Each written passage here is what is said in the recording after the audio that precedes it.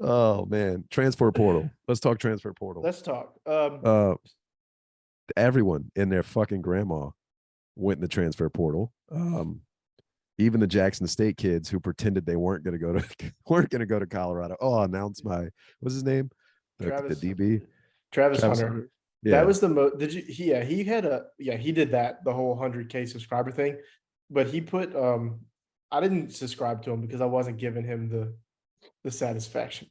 But he so I went to his YouTube to see if he had reached 100K yet, and he posted a video like the day he announced he was going to the transfer portal, and he's like, I'm entering the portal. I know everybody wants me to follow Coach Prom. He's like, I want to follow Coach Prom, but I got to make sure it's the right fit. I'm not just gonna jump into it. And I'm like, dude, just do it. Like, we know what you're doing. Like, stop making a show of this. And right. there was never ever a chance he was going anywhere else. It was like I think when they announced Shadur, I can't even fucking. But yeah, when they announced him, I was like, oh no shit, he's Well, in Colorado too.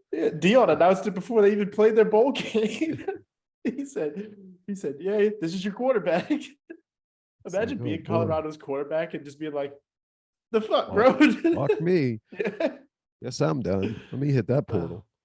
Um, no, but no, portal's been crazy. I think the one thing that I love the most is the AAC does not look like it's going to be a bad conference next year, and that was one thing I was really worried about. That portal has lit up for the AAC. They've gotten some really good commits. Not not SMU just has not just Tulane. Yeah, that's what I was gonna say. SMU has become Miami, Texas. Like the Texas, they Yeah, literally. So I mean, it's all for anybody who doesn't know. Rhett Lashley was the offensive coordinator at Miami before last year. So he basically took all the guys he recruited that left Miami in the transfer portal and just brought them to SMU. He's got, I think it's definitely four people. It might be five that he took yeah, from Miami to SMU with him, and they're all like they weren't good enough to play at Miami, but they're definitely good enough to play in the AAC. Like they probably should all be in Power Five teams. They just didn't really get a lot of playing time at Miami, yeah. so they didn't have the film, so they end up at SMU. But Good for them. in his offense, they're going to be really good. SMU's the team to watch, I think. Roll wave. Yeah, that's well No, outside of two, obviously. I am. Michael I Pratt's coming definitely. back, baby. I know that's something I was gonna say. I'm definitely paying attention to SMU though. I mean, the big dogs leave the conference. I say the big dogs. The champs are still here, so big dogs are staying. But the other guys that people considered the big dogs in years past are leaving the conference. So it's like it looks like a clear path for Tulane, right? And SMU's coming in saying not so fast. In the Lee Corso, not so fast. Uh, Is UTSA AAC too? yeah, I think so. They are. I'm That's pretty on. sure. I think they had like I want to say it was like top 40, top 50 recruiting class, Yeah, it's which is it's good them. for AAC. It's them, SMU, and Tulane. Actually, Tulane has the third best. They're not even like they have a good class, but they're not. Yeah. You know, Now they don't take transfers into consideration for that. yeah. So I think they may take like JUCO transfers into consideration, but I don't think they take like the Miami guys into SMU's. I didn't And know that. I don't know who to. There's some sites that account for it, but I don't know that they all do, and I don't know how much weight it has, to it. But I Yeah, listened to a bunch of Miami like recruiting pods, and they mentioned it that it's weird yeah. how they handle it. I um I actually need to find a good Tulane pod. We were joking around about inviting someone on the podcast this week since we were remote, and we threw around Maddie's name. We didn't even reach out to you. So if you're watching, hey, should have been here.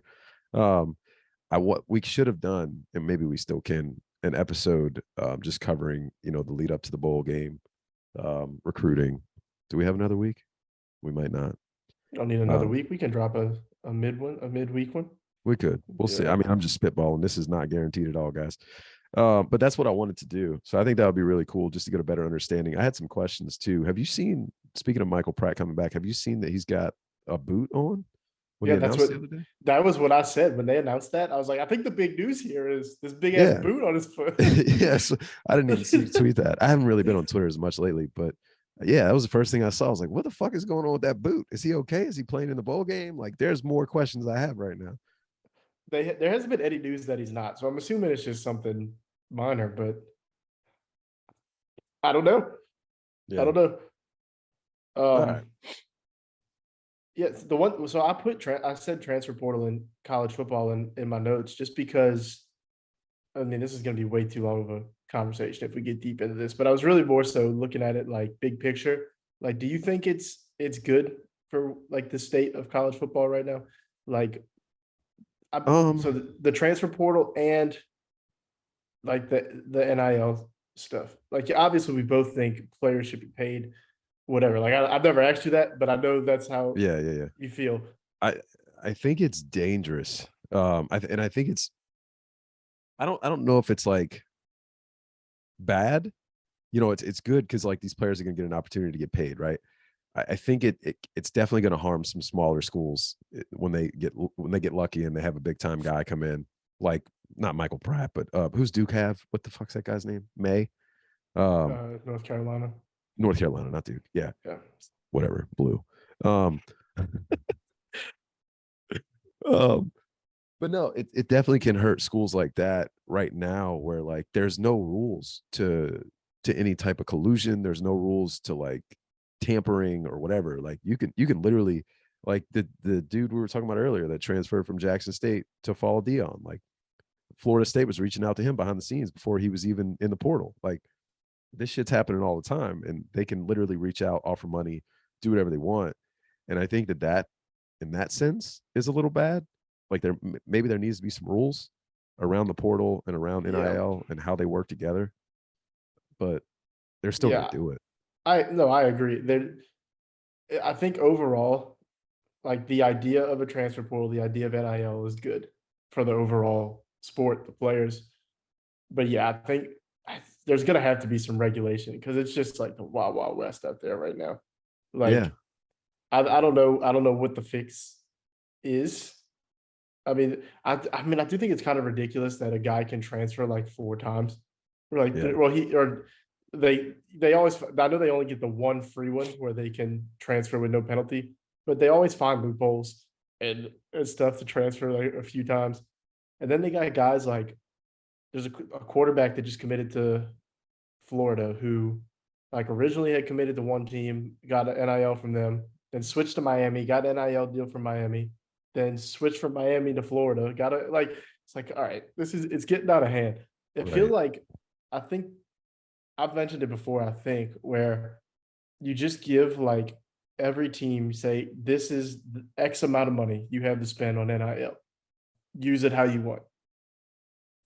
Maybe your quarterback gets this much. So it's like a salary cap Right. almost because college football, like 5 years from now, it's just going to be like semi-pro football, That's what it feels essentially. like. I mean, you got free agency in the transfer portal because so like you're talking about Drake May. What Right. happened was like he tried to leave North Carolina, basically put his name out there as a transfer to see what he could get as an NIL deal, and then at North Carolina matches it essentially, and he's like, all right, I'll stay in North Carolina. So they're just like trying to find the best deal, and Which it's all it is. I It's don't blame fine. them. Like, go get Like, your money. right. Every big player should do that. That's all it is right now. Like, it's semi-pro football with free agency, Right. essentially, with no draft. You just Do you you get to think pick the players you want. do you think I saw somebody tweeted earlier, I think it was a coach from somewhere. It was a very like small tweet, like it had like a couple of by the way, Twitter adding like the how many people viewed your tweet thing. I don't like it. Get rid of it. I agree. It had a couple of views, it had a couple of likes. I don't even know who this guy was. I don't follow him. It just randomly popped up on my timeline. But he basically said that like this is really bad for high school kids coming out. I wanted to know why. I'm trying to wrap my brain around why. And I think what he's getting at is that it's killing recruitment, basically. Like it doesn't matter. I don't know. It depends. So, like, maybe for like the lower guys, because if you think about it, like, so we got Miami's got a 5-star cornerback that had committed verbally but hasn't signed his thing. He was supposed to sign yesterday, and he like pushed it back. They don't know if he's going to sign or not now, and it's between like us, Alabama, and Florida, and they're saying Colorado, and it's like, all right, NIL wise, if you're the number 2 player in your class, like everybody's throwing you money. Like Yeah. if you might get more, a little bit more from a school, but it's not, you would think it's not going to be enough to be like if he really wants to go to Bama, he's not going to choose Bama because Miami or choose Miami because they're offering him like 100K more. You know what I mean? Right. Like when you get to those top level guys, like it's almost like they're going to get the money, some level of money. So at that point, it's like, all right, where do I want to play the most? Where can I win? Where can I do this? Now the lower level guys, where it's like their one chance to cash in, maybe it's affecting them. Where like I really want to go here, but this school's offering me money, Right. so I'm going to go there. I don't know. I think it kind of messes up the high school stuff because there's already like reports of like, so some schools do a NIL collective where it's just a group of people paying money to somebody, and like the collectives aren't following through what they promised the kids. So Mm. like the kids are committing to schools thinking they're getting the deals, and then they're not following through. So like kids are getting screwed on it, and then but on, I mean, on the other end, you have kids like Miles Brennan when he left LSU still had like 3 NIL deals in place, and because they can't be tied to him going to LSU, he still gets them. So Mm. he's like, that's like him not following through with his end. Now, whether he actually keeps the money or not, I don't know. Not trying to say Miles Brennan did anything wrong. It's just like, it's on both ends of it. Miles Brennan's doing just fine with money. I No, promise you. that's yeah, no, that's fine. Good for him. um, yeah, I don't know. It's interesting because like you said, they can't tie it to them actually going to the school.